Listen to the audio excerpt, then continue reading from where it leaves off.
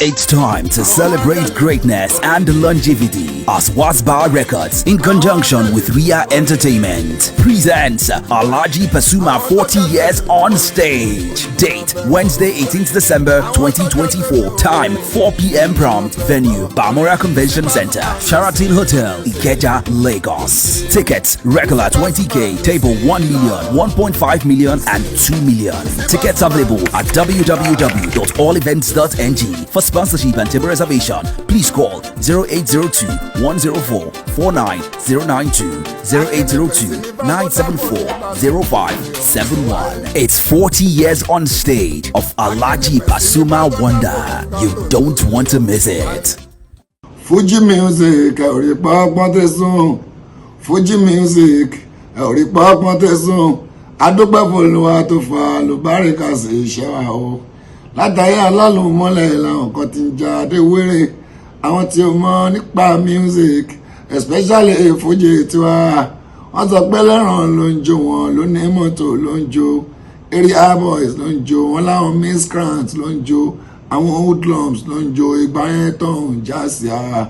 Àwa dúpẹ́ f'Ọlọ́run, orin Fuji tó ń sọ, ó ti di modern music. Àwọn alákọ̀wé tí wá, well-educated people tí ń bá wa jó. Àwọn lawyers wọ́n ti wá, àwọn doctors wọ́n ti wá, àwọn bankers wọ́n gborí wọlé. One day táyì wá gbó àwọn wọ́sùt wá gbó àwọn onísẹ́yìn. Tó bá ti ìjọ iná ń jó. Yes, so good afternoon, good morning, good evening, anywhere you're watching this video at the moment. Just to remind you that my 40 years on stage is coming up December 18th, 2024 at Sheraton Bamora Hall. Let me repeat it again. My 40 years on stage is coming up on 18th of December 2024 at Sheraton Bamora Hall in Ikeja, starting from like Shamo 8 p.m. It's time to celebrate greatness and longevity as Wasba Records, in conjunction with Ria Entertainment, presents Alabi Pasuma 40 years on stage.